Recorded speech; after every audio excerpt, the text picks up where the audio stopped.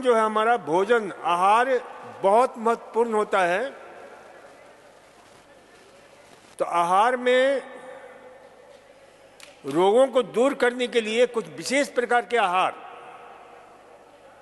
चाहे वो एसएलई हो, चाहे अर्थराइटिस हो, चाहे दमा हो और चाहे कोई भी बीमारी हो, उसमें 2-3 बातों का विशेष ध्यान रखें।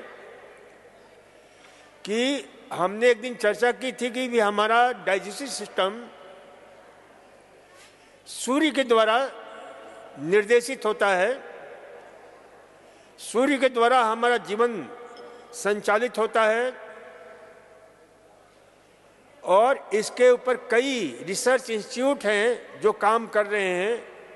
उनको हम बोलते हैं बायोलॉजिकल क्लॉक, सर्केडियन रिदम। तो उस आधार पर हमें ध्यान में रखना चाहिए कि शाम का भोजन जितना आपका हल्का होगा उतना आप स्वस्थ रहेंगे। दोपहर का भोजन भले ही थोड़ा सा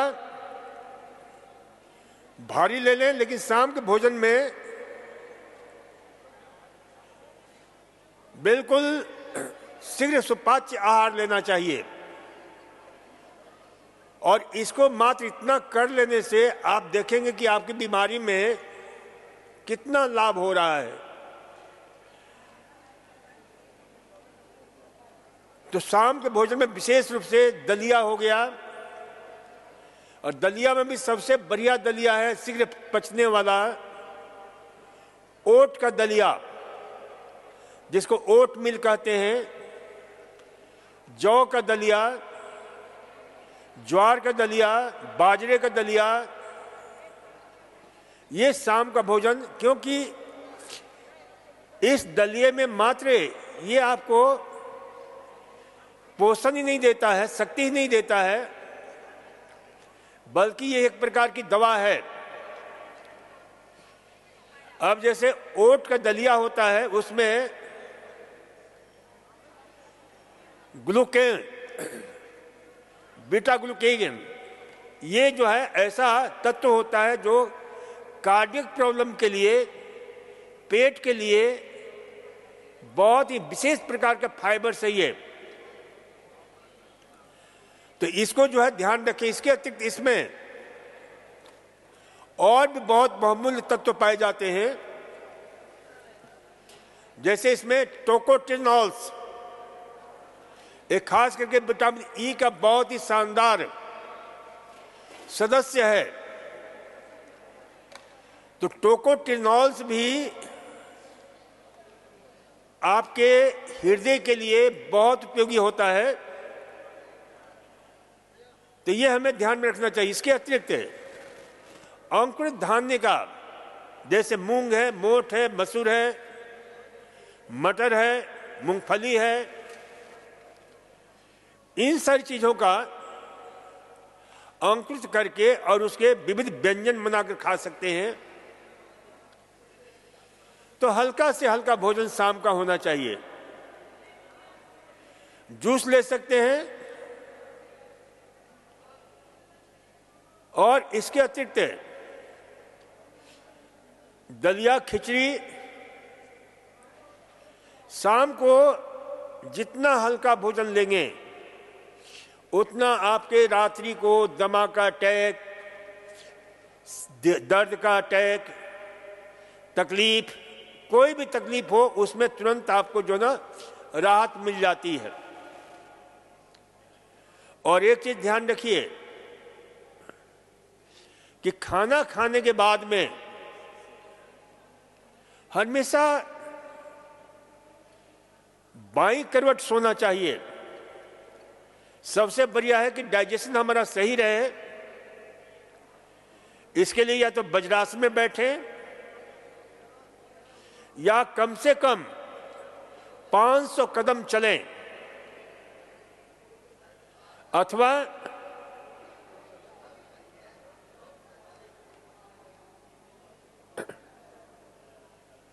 आपके जो है वज्रासन में बैठें। तो इतना करने से हमारा भोजन अपने पेट में अच्छी तरह सेट हो जाता है। फिर गैस है, एसिडिटी है, अन्न उपद्रव होने की संभावना खत्म हो जाती है। तो ये भोजन करने के बाद आयुर्वेद में भी एक सूत्र है जिसमें स्पष्ट रूप से कहा गया है कि यदि आप कम से कम 100 से 500 कदम चलते हैं खाने के बाद, लेकिन ध्यान रखना है कि तेजी से नहीं चलना है, उसको हम चहलकदमी बोलते हैं। धीरे धीरे चलें, आराम से चलेंगे और बाईं करवट सोएंगे। तो बाईं करवट सोने का, चलने का जो उसके पीछे साइंटिफिक राज है, और वज्रासन में बैठने का, वह भी अच्छी तरह समझ लें कि जब आप खाना खाते हैं तो भोजन को पचाने के लिए हमारे खून से पर्याप्त मात्रा में, हमारे हृदय से, दिल से उस भोजन को पचाने के लिए ज्यादा मात्रा में ऑक्सीजन की जरूरत पड़ती है, ऊर्जा की जरूरत पड़ती है, पोषण की जरूरत पड़ती है, तभी वो भोजन पचता है। इसलिए आप देखते हैं कि जब भी आप भोजन करते हैं तो आप एक अनजाने आलस्य से घिर जाते हैं। आपकी सोने की इच्छा होती है, शरीर रेस्ट मांगता है, क्योंकि सारी ऊर्जा शरीर की वो हमारे पेट की तरफ दौड़ने लग जाता है, जिससे हमारे दिल को, दिमाग को ऊर्जा की सप्लाई कम हो जाती है। तो इसलिए जो है खाना खाने के बाद जब आप वज्रासन में बैठते हैं पैर मोड़ करके, तो उस वज्रासन की स्थिति में आपका ब्लड जो है नीचे की तरफ कम से कम होना शुरू होता है, क्योंकि दबाव पड़ गया और वो ब्लड जो है फिर पेट की तरफ, आंत की तरफ आना शुरू होता है। डाइजेस्टिव सिस्टम की तरफ जो है भोजन को पचाने के लिए दौड़ लगाना शुरू कर देता है। तो इस दृष्टि से जो है हम वज्रासन में बैठते हैं तो भोजन का पाचन सही ढंग से होता है, अच्छी तरह से होता है। इसी प्रकार से चहलकदमी करते हैं तो ब्लड सर्कुलेशन थोड़ा बढ़ता है, हार्ट को थोड़ा ज्यादा काम करना पड़ता है, जिसके कारण, तो ध्यान रखिए कि भाई मूल जो है, इसलिए कहा जाता है जिनको हार्ट प्रॉब्लम होता है उनको शीघ्र चेतावनी दी जाती है कि खाना खाने के बाद न तो तेजी से घूमें, न कोई शारीरिक श्रम करें, न मानसिक श्रम करें, क्योंकि ऑलरेडी हृदय रोगियों के जो कार्डियक पेशेंट होते हैं उनको पहले से ही ऊर्जा और शक्ति की सप्लाई कम हो रही है, उन्हें शक्ति कम मिल रही है, ऊर्जा कम मिल रहा है, ऑक्सीजन कम मिल रहा है। और यदि आप दूसरा कोई काम करेंगे, शारीरिक श्रम वाला काम करेंगे खाना खाने के बाद में, तो उसके लिए भी ऊर्जा चाहिए, और पहले से ही आपके दिल को ऊर्जा कम मिल रहा है, सप्लाई कम हो रही है। तो ऐसी स्थिति में हमारे दिल की जो व्यवस्था है, क्योंकि उसी को भेजना पड़ता है दिमाग के लिए भी, और दिमाग में कम से कम पूरे शरीर का 20% ऊर्जा सिर्फ दिमाग को चाहिए काम करने के लिए। तो ऐसी स्थिति में हमारे दिल की व्यवस्था चरमरा जाती है, क्योंकि ऑलरेडी उसको पहले से ही कम मिल रहा है।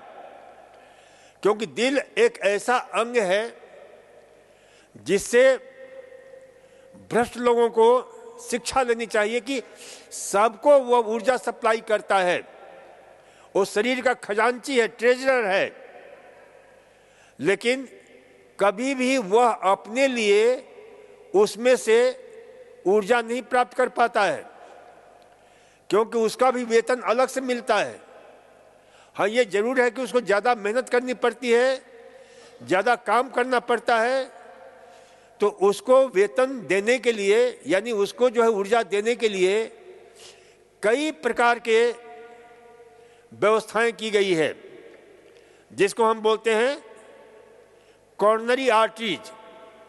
उस कॉर्नरी आर्टरीज के द्वारा ऊर्जा पर्याप्त मात्रा में मिलता है, और वो दो मुख्य हैं। सबसे प्रमुख है लेफ्ट कॉर्नरी आर्टरीज, जिसमें जो है प्रॉक्सिमल, मिडल एंड डिस्टल, ये तीन। फिर उसमें से अलग अलग सरकमफ्लेक्स है, राइट कॉर्नरी आर्टरी है, फिर उसमें छोटे छोटे ब्रांच, क्योंकि दिल के प्रत्येक सेल्स को, प्रत्येक अंग को ऊर्जा पहुंचानी है, तो छोटे छोटे उसमें से ब्लड वेसल्स निकलते हैं, जिसको हम बोलते हैं सेप्टल, ऑब्टूज, मार्जिनल। तो इस प्रकार से पूरे दिल की सप्लाई जो है ना ऊर्जा की बहुत अच्छी तरह से होती है। लेकिन जिनका दिल दुखी है, दिल की बीमारी है, ऊर्जा की सप्लाई अच्छी तरह से नहीं हो रही है, और यदि भोजन करने के बाद और आपने ज्यादा खाना खा लिया, या जो है कोई काम करते हैं, तो उस स्थिति में पेट के लिए, आमाशय क्या नाम, हमारा हृदय के लिए बहुत ही क्रिटिकल स्थिति होती है। वैज्ञानिकों ने प्रमाणित किया है कि खाना खाने के 1.5 घंटे तक सबसे विकट समस्या होती है, तो 1.5 घंटे तक कम से कम कोई ज्यादा श्रम करना, चाहे वो मानसिक श्रम हो और चाहे शारीरिक श्रम हो, नहीं करें तो उचित है। क्योंकि श्रम करने से फिर दिल की व्यवस्था चरमराने लग जाती है, दिल कंफ्यूज हो जाता है कि हम किसके लिए ऊर्जा भेजें, स्वयं हमें ही जो है नहीं पर्याप्त मात्रा में मिल रहा है। तो ऐसी स्थिति में हार्ट अटैक होने की संभावना बढ़ जाती है।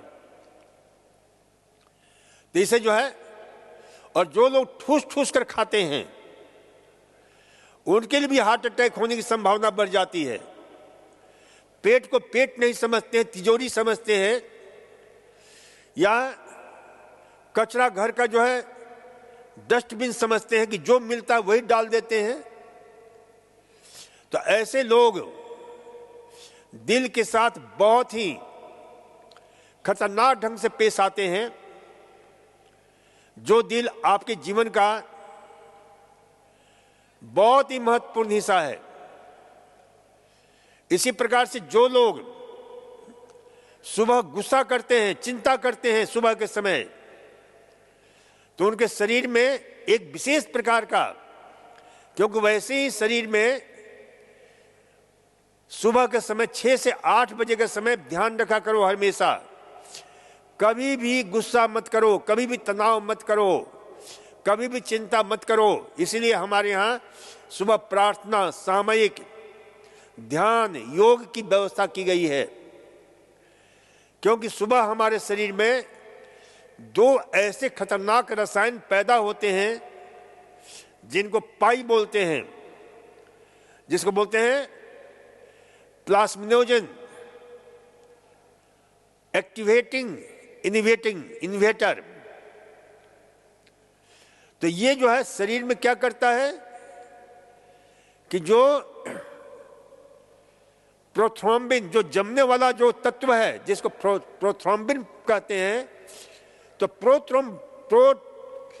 प्रोथ्रोम्बोटिक फैक्टर का जो है सिक्रेशंस को बढ़ा देता है, जो उसको सही करने वाला उस प्रक्रिया को बाधित कर देता है, जिससे खून में जो है जमने की शिकायत बढ़ जाती है। और उस समय, सुबह के समय, यदि आप गुस्सा करते हैं, चिंता करते हैं, तनाव करते हैं या किसी प्रकार के नेगेटिव सोच से भरते हैं, चाहे वो नेगेटिव सोच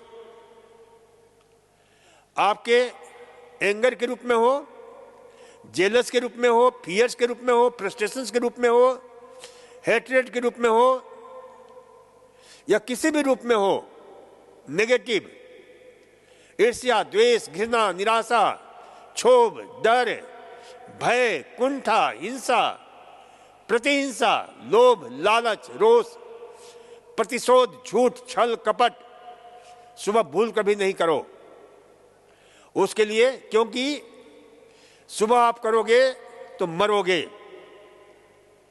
तो जब भी गुस्सा करना हो तो उसके लिए भी मैं समय आपको बता देता हूं कि सबसे बढ़िया समय कौन सा होता है गुस्सा करने का। क्योंकि जहां गुस्सा करोगे सुबह के समय तो पहले से ही शरीर में प्रोथ्रोम्बोटिक फैक्टर का सिक्रेशंस हो रहा है और जहां गुस्सा करोगे तुरंत कोर्टिजोल का लेवल बढ़ेगा जो स्ट्रेस हार्मोन है। और मात्र कोर्टिजोल का लेवल ही नहीं बढ़ता है बल्कि एड्रेनलिन का लेवल भी बढ़ जाता है। और यह एड्रेनलिन खून की नलियों को, कोर्टिजोल खून की नलियों को एक विशेष सिस्टम होता है वो सक्रिय हो जाता है और ये सारे के सारे हमारे रक्त प्रवाह को अस्त व्यस्त कर देते हैं, जिसको बोलते हैं रेनिन एंजियोटेंसिन एल्डोस्टेरोन सिस्टम, वो सक्रिय हो जाता है। तो इसलिए इसे ध्यान रखा करो कि भाई सुबह के समय कभी गुस्सा नहीं करना, सुबह ठूस ठूस करके नहीं खाना, पेट को तिजोरी नहीं समझना,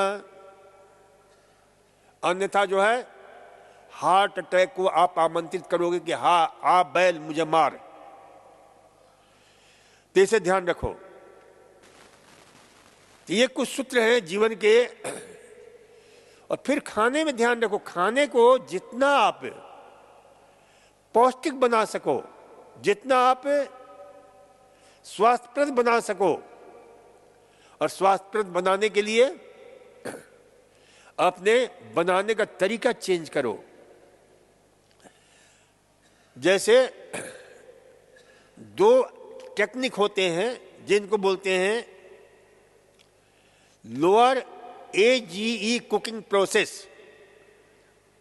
और दूसरा होता है हायर AGE कुकिंग प्रोसेस। तो जो हायर AGE कुकिंग प्रोसेस होता है उसका फुल फॉर्म होता है higher AGE, advance glycation end products. ये ऐसे जहरीले पदार्थ होते हैं जो उसको आप ज्यादा गर्म करते हो, तलते हो, भूनते हो, काफी देर तक ये जहर पैदा हो जाता है। और जहर के पैदा होने से आपके डायबिटीज है, एथेरोस्क्लेरोसिस है, आर्टेरियोस्क्लेरोसिस है, लकवा है, हाइपरटेंशन है, यानी मॉडर्न लाइफ स्टाइल के, मॉडर्न सिविलाइजेशन की बीमारियां हैं वो सारी की सारी होती हैं। इसलिए अपने कुकिंग प्रोसेस को ठीक करो। लोअर AGE कुकिंग प्रोसेस जो अपनाओ। हायर AGE का कौन सा कुकिंग प्रोसेस होता है? तो ग्रिलिंग प्रोसेस। आपके जो है फ्राइड, एक सुपरफिशियल फ्राइड होता है, एक डीप फ्राइड होता है, और आपके जो है जो लोअर AGE वाला है वह है पोचिंग, वह है बॉइलिंग, वह है स्टीमिंग, वह है सैलो जो है। तो इन सारे तरीके से जो है ना खाने का, यदि रोग से बचना है इन सारी बातों को हम ध्यान रखेंगे तो उसमें जहरीला पदार्थ कम से कम बनेगा।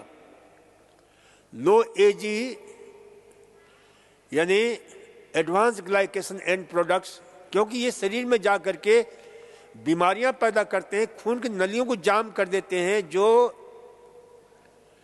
ब्लड वेसल्स, ब्लड प्लेटलेट्स होते हैं, उन ब्लड प्लेटलेट्स को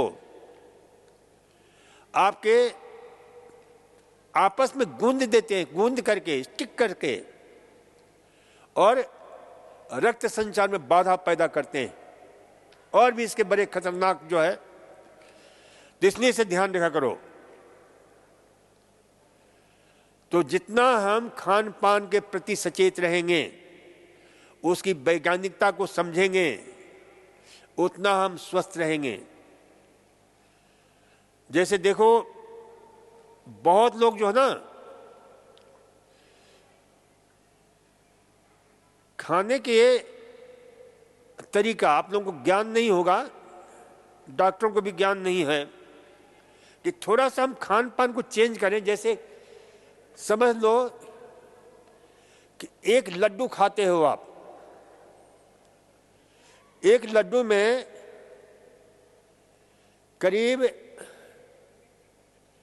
कम से कम 100 से अबव कैलोरी है, और वो कितने ग्राम का है? तो मान लो कि 100 ग्राम का है या 70 ग्राम का है, तो उसके 100 कैलोरी है। और आधा किलो खीरा खाते हो तो कितने ग्राम का है? आधा किलो कितना हो गया? 500 ग्राम, 8 पचे 40, उसमें कितना कैलोरी होगा? तो 40 कैलोरी। अब यदि 500 ग्राम खीरा खाते हो या कोई सलाद खाते हो मान लो, और उसके 80-90 कैलोरी आपका जो है मिलता है, और उसका जो है मान लो कि 100 कैलोरी मिलता है, तो आप इसको जो है 80 कैलोरी वाले खाते हो, तो शरीर में क्या करेगा? उसको पचाने में कम से कम 100-150 कैलोरी खर्च होगा, और लड्डू को पचाने में इतना कैलोरी खर्च नहीं होगा, क्योंकि वो रिफाइंड चीजें हैं सारी। तो जितना पचाने में खर्च होता है, तो क्या होता है कि वो कैलोरी कहां से भस्म होगा? शरीर से भस्म होगा। तो शरीर कैसे वजन कम करेगा? अपने आप वजन कम करेगा। मेरी बात समझ में आई कि नहीं आप लोगों को? नहीं समझ में आई है? आ गई? तो सलाद इत्यादि को पचाने में शरीर को ज्यादा ऊर्जा की खर्च करनी पड़ती है, और मिठाइयां हैं, पकौड़ियां हैं, कचौरियां हैं, इनमें ऊर्जा ज्यादा होता है, कैलोरी ज्यादा होता है, तो जाकर के कुमुलेट होकर के शरीर के वजन को बढ़ाता है, शरीर की व्यवस्थाओं को तहस नहस करता है। तो ये ध्यान में रखना है कि कैलोरी संतुलन बना करके खाओगे तो वजन कभी नहीं। इसलिए जो लोग मोटे होते हैं, जिनका वजन नहीं कम हो रहा है, उनके लिए हमारा सूत्र होता है खूब सलाद खाओ और अंत में थोड़ी सी रोटी का टुकड़ा खा लो, तो मन भी मान जाएगा और वजन भी कम होता जाएगा। तो ये जो है खाने का जो है, इसके अतिरिक्त जो है ना, खाने को स्वादिष्ट बनाकर खाओ, खाने को मनमोहक बनाकर खाओ, देखते ही खाने की इच्छा हो। तो इसके लिए जो है ना, सबसे बढ़िया खाने की इच्छा काहे से होगी? सलाद से होगी, क्योंकि सलाद में कितने सारे रंग होते हैं। हरे रंग होता है, लाल रंग होता है, पीला रंग होता है, नीला रंग होता है, बहुत सारे रंगीन आहार हैं।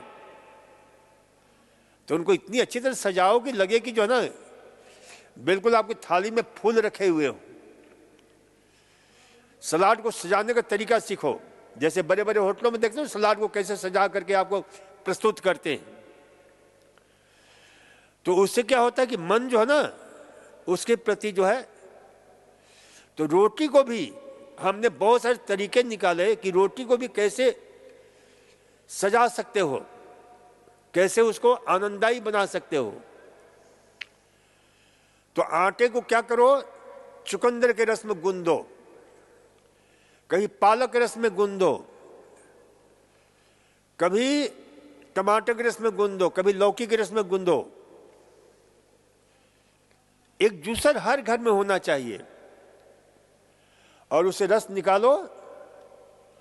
अब चुकंदर के रस में गूंद दिया तो रोटी कैसी होगी, बिल्कुल लाल होगी। पालक रस में गूंद दिया तो कैसी होगी, हरे रंग की होगी। और इसको हमने नाम भी दिया है, चुकंदर के रस की रोटी को हमने नाम दिया है एंटी बेरी बेरी रोग, एंटी कार्डियक प्रॉब्लम रोग, एंटी हाइपरटेंसिव रोटी, एंटी कार्डियक रोटी, एंटी जो है बेरी बेरी रोगी, एंटी जो है एडिमा रोगी, क्योंकि इसमें पर्याप्त मात्रा में नाइट्रेट मिलता है जो खून की नलियों को, कार्डियक प्रॉब्लम को, हृदय को रोग, यानी इन सब में लाभ मिलता है। तो रोटी भी लाल हो गए। और यानी Washington school of medicine, Washington university school of medicine के वैज्ञानिकों ने इस पर खोज किया है, रिसर्च किया है कि उसमें इतना नाइट्रेट होता है कि आपके जो है ब्लड प्रेशर है, हृदय रोग है, बहुत सारी बीमारियों से हमें रक्षा करता है। तो इसलिए जो है इसे ध्यान रखा करो। ये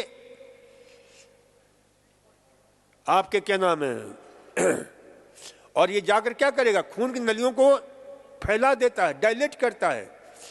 जैसे हृदय रोगी देखो, जब हार्ट अटैक होता है तो रोगी को क्या खिलाया जाता है, क्या दिया जाता है, आइसोसोर्बिटेट सॉर्बाइड, एक छोटी सी गोली होती है, कहते हैं जीभ पर रख लो। और ये मजाक में मैं कहता भी हूं कि भाई देखो, मान लो हृदय रोगी को हृदय रोग होता है ज्यादा गुस्सा करने से, तनाव करने से, जहां भी है, तो जब भी गुस्सा करो ना तो छोटी सी गोली मुंह में रख लिया करो, फिर गुस्सा करना।